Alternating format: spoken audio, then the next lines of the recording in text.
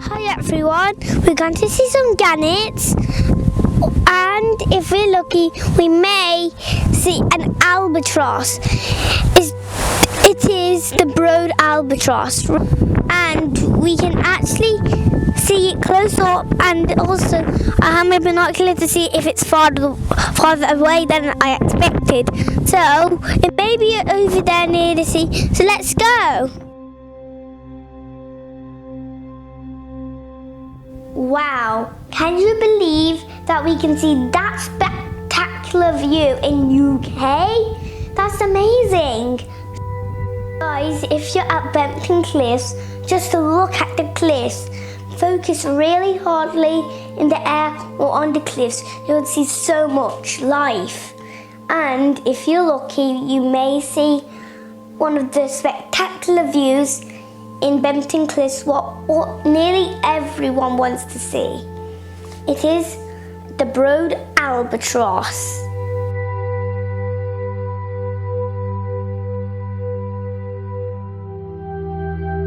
This documentary, what we're doing now, is going to tell you why seabirds are so important for the ecosystem.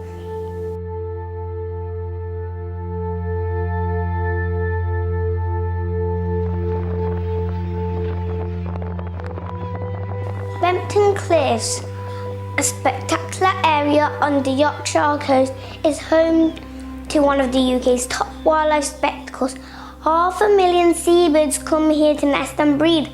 Wow, that's a lot. Really, that's a lot. Nest and breed March to October, and the chalk cliffs where we get chalk from and where the birds breed, it overlooks the Northern Sea. Wow, that means cliffs are all over the world. There's ice cliffs, there's rocky cliffs, there's even chalk cliffs, what I was talking about. That's 3 different kinds of cliffs.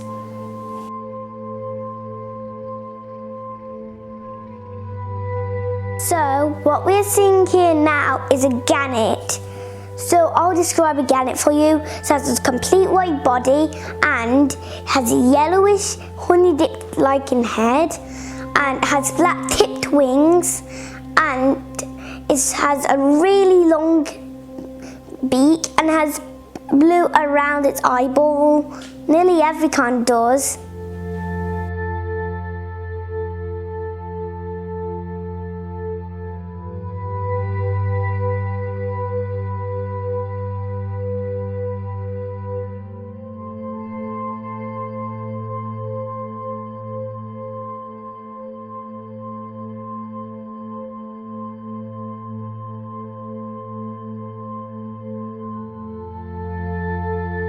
So, gannets also have something crazy. They have an air sac in their chest and in their throat, what is under their skin.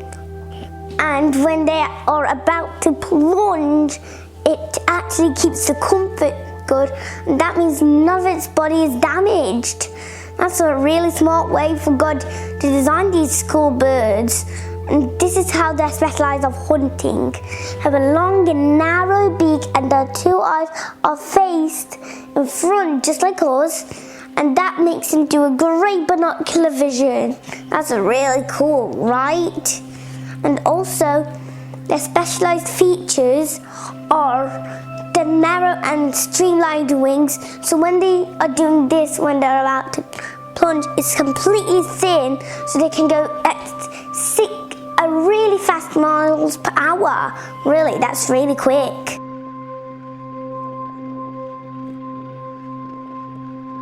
Gannets can dive 100 kilometers into the water, and that is a really shocking speed. They can go 30 meters under the water. That's really deep. And this is my hypothesis why they don't have their nose on their beak but inside their mouth.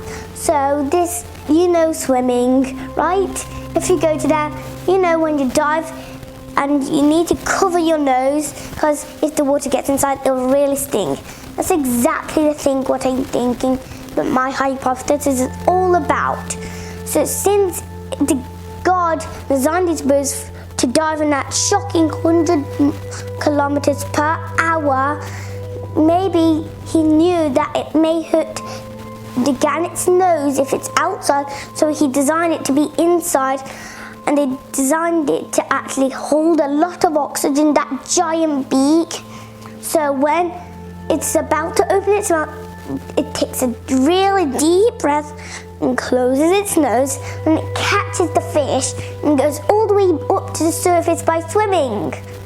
That's my hypothesis. So gannets only lay one precious egg. So when the baby bursts out, it has 5 stages. First, it's completely black, then it fades off over the years. It has 5 years to turn into a fully grown. Yeah, that means when a gannet's 5 years old, it's fully grown.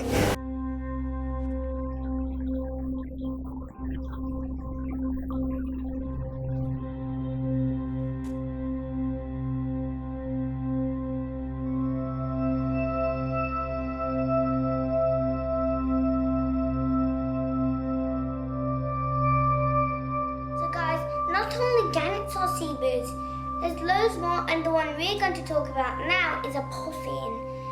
Yeah, those little cute little birds what you think are really only catch one fish at a time, right? Like other seabirds, but you're wrong if you thought that. They can actually, in Great Britain, recordedly actually successfully catch 62 fishes max. That means the seas are extra good, filled with fish. But in other countries, not that well. Overfishing is doing in few other countries what may mean that puffins aren't getting that much fish. So that shows that how many fish it has depends on if it's a good climate or a bad climate. And this is the threat for puffins. So the threat for puffins is rising for sea level and overheat. So if we do the global warming, even more, the puffins can die because of the extra heat. They can sustain not that warm temperatures, not completely warm because the sea they are in are icy cold. Not complete, but warmish cold, but most of it is cold. So they are used to cold temperatures, and if it rises up, they would not get that used to it, so they may die until they adapt to that. And also because of the global warming, puffins can't nest. That's really sad because all the nests available, what are safe from every predator, are blocked. So guys, this is how to look and know this is a puffin. So I'm going to describe one for you if you've never seen one. So puffins. So the amazing, brilliant Atlantic puffin is black on the back and it has a black, amazing cap. It has a brightly coloured, amazing beak, what is brightest in the breeding season, but is a bit duller when it's not in the breeding season. It has a white face, like all the other species of puffins, and a white tummy, and the yellowy orange feet. And the first colour to come is the black on its beak, and next is yellow, and few stripes are black and the rest is yellow. Yeah.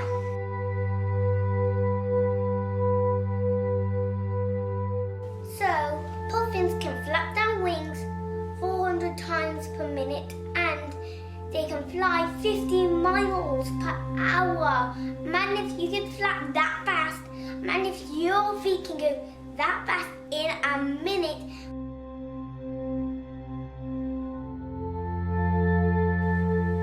So puffins, they can go 60 meters under the water, and they're expert flyers, and this is how they swim. They don't use their feet like few other birds do. Instead, they use their wings. So they do like they're flying in the water, and that means they can catch a lot of fish. And with that 60 meters under the water, you can catch delicious, great munching and crunching fish to eat. That's a really yummy feast for your chicks if you're a puffin, right?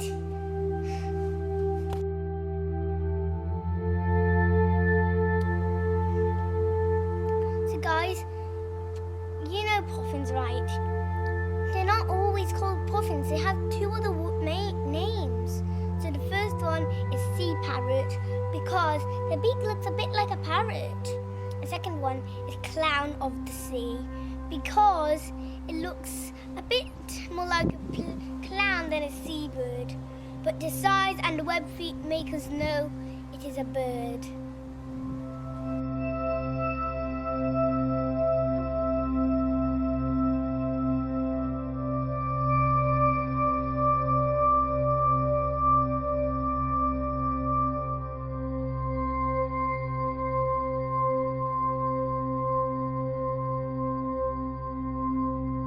So birds are very important for everything because seabirds go hundreds of miles out at sea, then they leave the droppings after they catch the tasty treats called fish, and they'll fly back, and those droppings, what they left, will fertilize the coral, and then the fishes will start munching on the coral and the birds would start feeding on it. That's a simple thing, but it's very important. Example, if all the coral actually got destroyed with pollution, the fish won't have anything to eat, and then the birds won't have anything to eat, and no more coral will be there because the existing coral won't have anything actually to have because fish are very scarce, and that means all the birds are like fighting for the fish and they won't get the fish at all. So then nothing would survive. And also we humans won't get the amount of oxygen we need, then nothing would survive. Not even a little ant. From big to small, we all need a big amount of oxygen. Yeah, that's true. Even trees need carbon dioxide. So they first convert the carbon dioxide into oxygen, but still all the trees aren't enough. We need a whole ocean. And remember this, there's more ocean than land because all the oceans are connected through different like little streams going through different paths. And also, the sea would be complete empty and we would actually start not liking going scuba diving because they actually are scuba diving, like they just see the beauty of underwater, but without it, they won't see any of the beauty.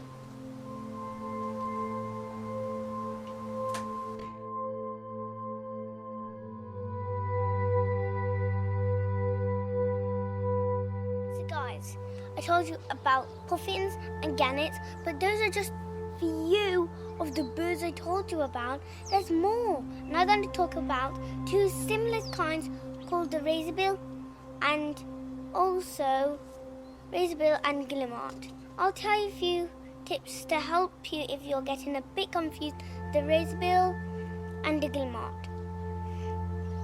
So razorbill has not a sharp beak like the gannet's beak, has a downwards and then pointed like a puffin, and the razorbill and the guillemot has exactly the same but shorter and black, and it's nearly the same but shorter than a gannet's. And also remember, guillemots don't have a white stripe on their beak, but only razorbills do. Did you know guillemots don't make a nest? Not many other seabirds do. No other seabird actually does that. Only a few birds actually do use other nests. But this is just mind-blowing. But trust me, their eggs are shaped like pears. That means they're a bit like... So one end is smaller than the other end. The small end actually makes it rotate in a circle, and it feels like an oval shape. There'll be more chance it'll just roll and go into the ocean. So it's better that if you're not that used to having a nest, it's better to have a pear-shaped egg. And also, did you know guillemots only lay one precious egg? That means they need to work very hard to make sure that guillemot is great and alive.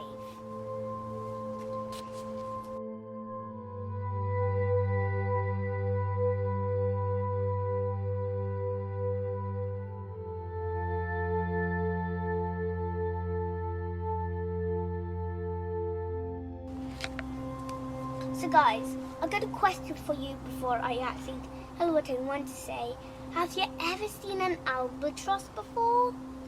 Write in the comments below. So also, did you know that we actually got to see an albatross? Me and my family got to see an albatross, the broad version. Also, it looks pretty terrifying, but still it looks quite cool. There. See, it's so magnificent. It's a big bird. This one.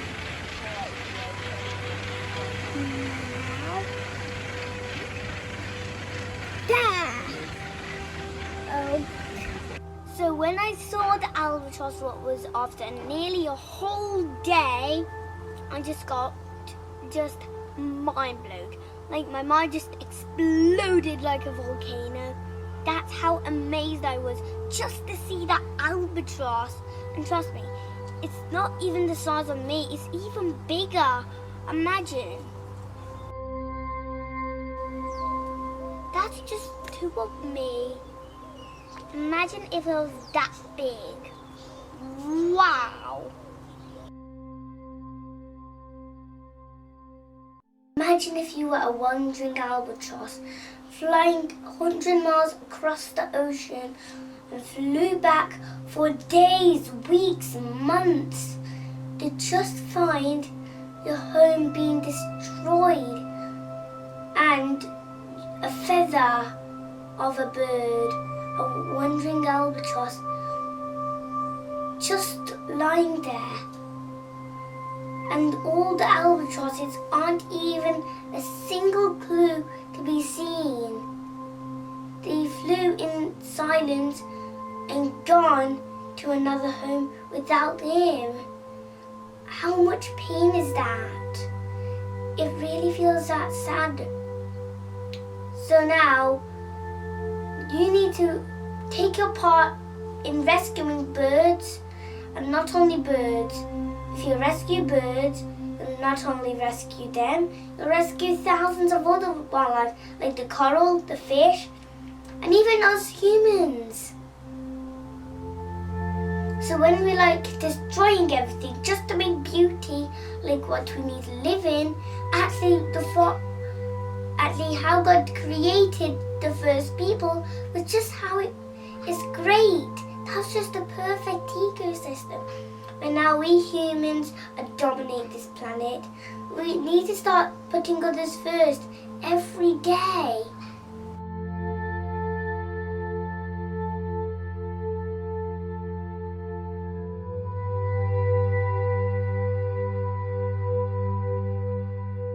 Quite a few birds, just alike. Here, just like barn owls, kittiwakes, gannets, puffins once, and also a herring gulls. A lot last time, but not hunting many this time.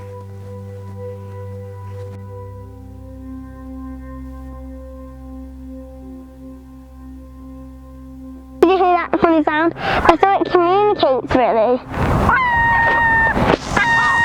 And there's another one hovering. I never knew that bird can hover.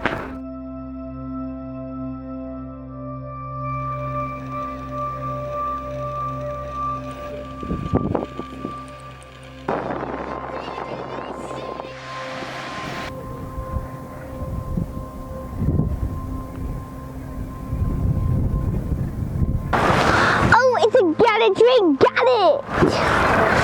It's a human gannet tree.